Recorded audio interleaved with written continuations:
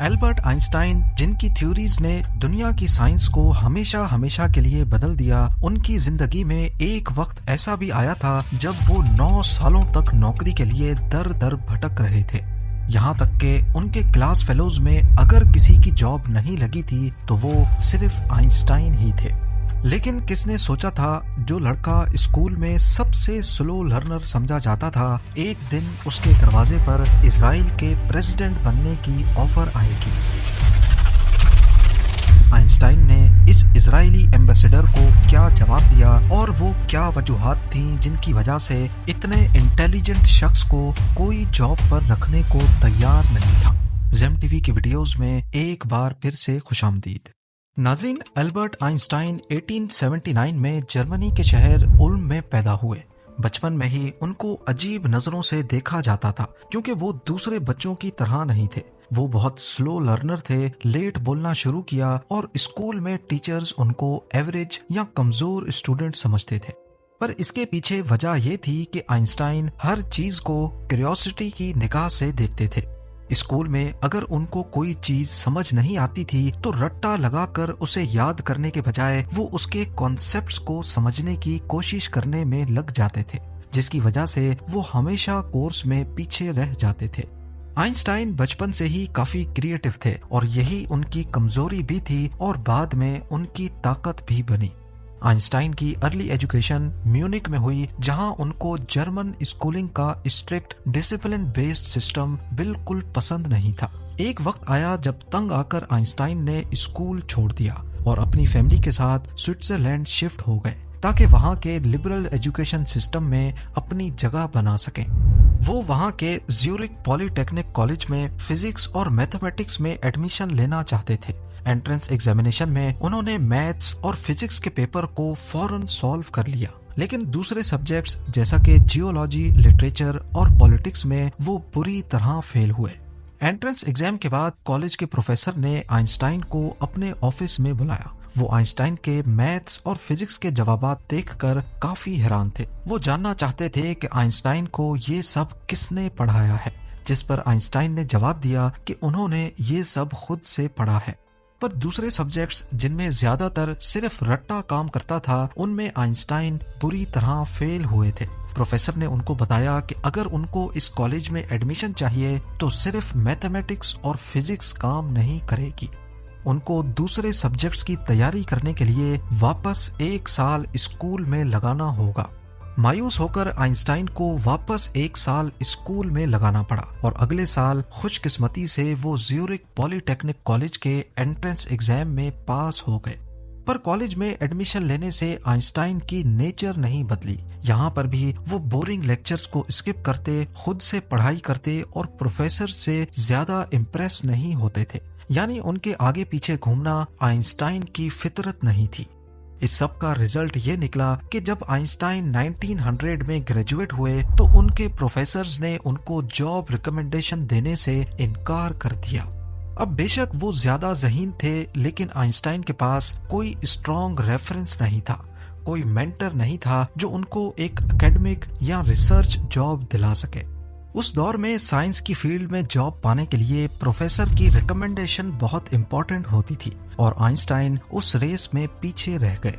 और रिजल्ट ये निकला कि उनके क्लासमेट्स जिनसे वो एकेडमिकली स्ट्रांग थे, अच्छी पोजीशंस पर पहुंच गए क्योंकि उनके पास प्रोफेसर का सपोर्ट था। आइंस्टाइन ने जर्मनी और स्विट्जरलैंड में कई जगह अप्लाई किया। यूनिवर्सिटीज, स्कूल्स, रिसर्च इंस्टीट्यूट्स, हर जगह उनको मना हो गया। लेटर्स लिखे, प्रोफेसर से मिले, लेकिन सब जगह एक ही जवाब, हमें अफसोस है, हम आपको हायर नहीं कर सकते। आइंस्टाइन के लिए ये पर्सनली भी पेनफुल था क्योंकि वो समझते थे कि उनका काम और पोटेंशियल लोगों को दिखाई नहीं दे रहा। आइंस्टाइन के लेटर्स और डायरी से उनकी इस फ्रस्ट्रेशन का अच्छी तरह अंदाजा लगाया जाता है। आइंस्टाइन ने एक दफा अपनी डायरी में लिखा था, ये लगता है जैसे दुनिया को मेरी कोई जरूरत ही नहीं, हर दरवाजा बंद लगता है। अपनी फैमिली को लिखे गए लेटर में ये मेंशन था, मैं हर जगह अप्लाई करता हूँ लेकिन ना तो जवाब मिलता है, ना ही किसी को मेरी जरूरत है। लगता है मेरी जिंदगी में कुछ भी ठीक नहीं जा रहा। एक और फेमस लेटर जो उन्होंने अपनी गर्लफ्रेंड मिलीवा को लिखा, उसमें आइंस्टाइन ने कहा, मुझे लगता है मैं एक यूजलेस इंसान बन गया हूँ। मैं सिर्फ फिजिक्स में जीता हूँ, पर दुनिया सिर्फ उन लोगों की सुनती है जो उनके सिस्टम में फिट बैठते हैं। ये फ्रस्ट्रेशन आइंस्टाइन की पर्सनल लाइफ को असरअंदाज कर रही थी। पैसे की तंगी, शादी में टेंशन्स और खुद से डिससैटिस्फैक्शन। एक और प्रॉब्लम ये थी कि आइंस्टाइन की नेचर बहुत ज्यादा आइडियलिस्टिक थी। वो क्लियर थे कि वो सिर्फ साइंस से रिलेटेड ही जॉब करेंगे। प्रैक्टिकल या कमर्शियल जॉब्स में उनका कोई इंटरेस्ट नहीं था। उस वक्त आइंस्टाइन का अफेयर उनकी एक क्लास फेलो मिलीवा के साथ चल रहा था, लेकिन दोनों की शादी सिर्फ इस वजह से नहीं हो रही थी क्योंकि आइंस्टाइन के पास कोई जॉब नहीं थी। फाइनेंशियल प्रेशर बढ़ रहा था। मिलीवा एक्सपेक्ट कर रही थी कि आइंस्टाइन कुछ कमाए, लेकिन आइंस्टाइन के हाथ जैसे जकड़े हुए थे। एक वक्त आया जब आइंस्टाइन को प्राइवेट ट्यूटर बनकर पैसे कमाने पड़े, जहां वो स्कूल स्टूडेंट्स को मैथ्स और फिजिक्स पढ़ाते थे। आखिरकार आइंस्टाइन के एक दोस्त ने उनको एडवाइस दिया कि बैरन पेटेंट ऑफिस में एक एग्जामिनर की जॉब के लिए अप्लाई करो। ये एक लो लेवल गवर्नमेंट जॉब थी, लेकिन कम से कम एक स्टार्ट था। आइंस्टाइन ने अप्लाई किया और सरप्राइजिंगली बिना ज्यादा एक्सपीरियंस के उनको 1902 में जॉब मिल गई। बैरन पेटेंट ऑफिस में आइंस्टाइन का काम था नए इन्वेंशंस और पेटेंट्स की एप्लीकेशंस को चेक करना, देखना क्या सच में इनोवेटिव है क्या नहीं। ये जॉब बोरिंग थी, लेकिन आइंस्टाइन के लिए डूबते को तिनके का सहारा बनने का काम कर रही थी। क्योंकि ये जॉब 9 to 5 थी, तो वो रातों को और वीकेंड्स में अपनी साइंटिफिक रिसर्च करते रहे। बेशक ये प्रोफेसर की जॉब नहीं थी जिसके लिए आइंस्टाइन कोशिश कर रहे थे, लेकिन जो भी था ना होने से अच्छा ही था। उसके बाद एक वक्त ऐसा आया जब आइंस्टाइन के दिन पलटने लगे। पेटेंट ऑफिस में काम करते हुए आइंस्टाइन ने 1905 में अपने कैरियर का सबसे बड़ा धमाका किया। एक ही साल में उन्होंने 4 रेवोल्यूशनरी पेपर्स पब्लिश किए, जिनमें special relativity, photo electric effect, Brownian motion और मास एनर्जी इक्विवेलेंस, जिसे E=mc² भी कहा जाता है, शामिल थे। इन पेपर्स ने उस वक्त की साइंटिफिक दुनिया को हिला कर रख दिया। अचानक पेटेंट ऑफिस में मामूली सी जॉब करने वाला नाम यूरोप के साइंसदानों में मशहूर होने लगा। आइंस्टाइन का एक paper photo electric effect quantum physics की बुनियाद बना और दूसरे स्पेशल रिलेटिविटी ने समय और स्पेस की समझ को बदल कर रख दिया। 1900 में पास आउट होने के बाद आखिरकार 1909 में यानी ग्रेजुएशन के 9 सालों के बाद उनको यूनिवर्सिटी ऑफ ज्यूरिख में असिस्टेंट प्रोफेसर बनने की जॉब ऑफर मिली। एल्बर्ट आइंस्टाइन की शख्सियत को लोगों ने कभी पूरी तरह नहीं समझा। साइंस की दुनिया से बाहर जो आइंस्टाइन था, उनकी इमेज बहुत कंफ्यूजिंग रही है।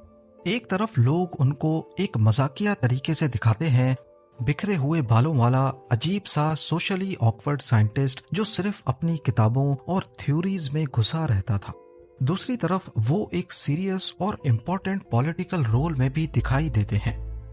1932 में आइंस्टाइन जर्मनी से भाग गए, बस एक साल पहले जब हिटलर ने वहां पावर संभाली, क्योंकि हिटलर ज्यूज के काफी खिलाफ था और आइंस्टाइन का ताल्लुक भी एक ज्यूइश खानदान से ही था।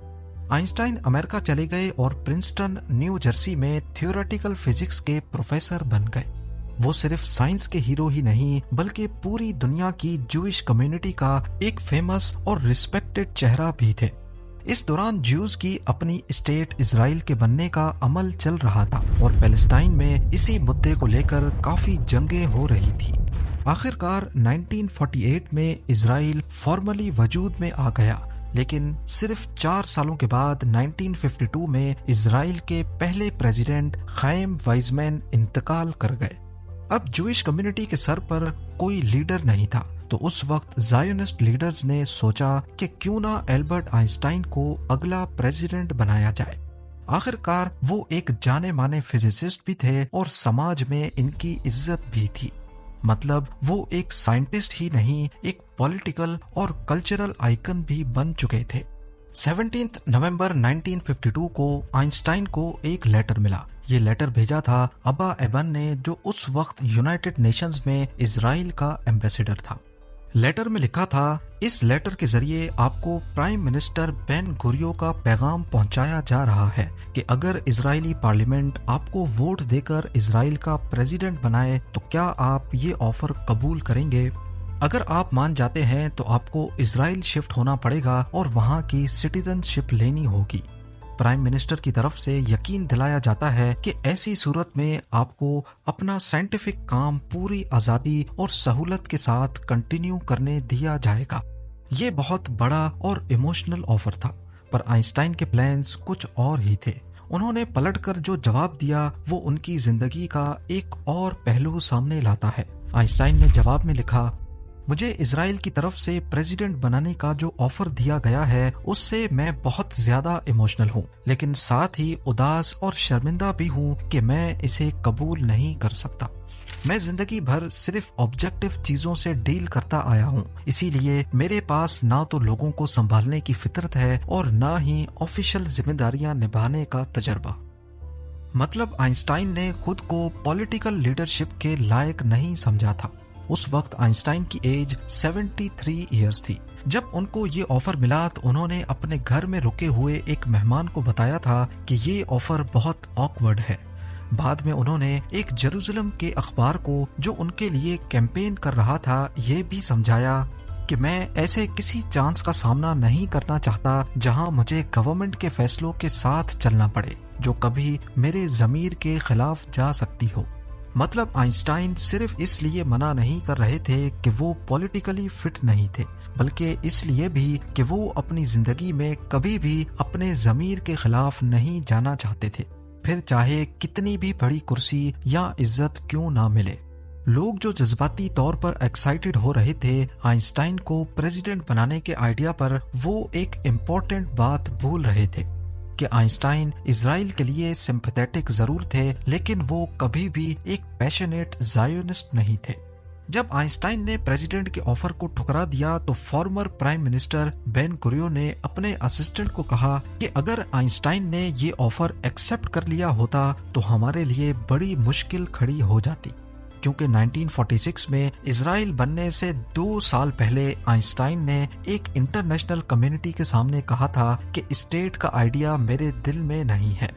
यानी असल में आइंस्टाइन इजराइल को अलग स्टेट में नहीं देखना चाहते थे। आखिरकार 16 दिसंबर 1952 को यित्ज़हाक बेंज़वी इजराइल के दूसरे प्रेसिडेंट बन गए। उम्मीद है ज़ेम टीवी की ये वीडियो भी आप लोग भरपूर लाइक और शेयर करेंगे। आप लोगों के प्यार भरे कमेंट्स का बेहद शुक्रिया। मिलते हैं अगली शानदार वीडियो में।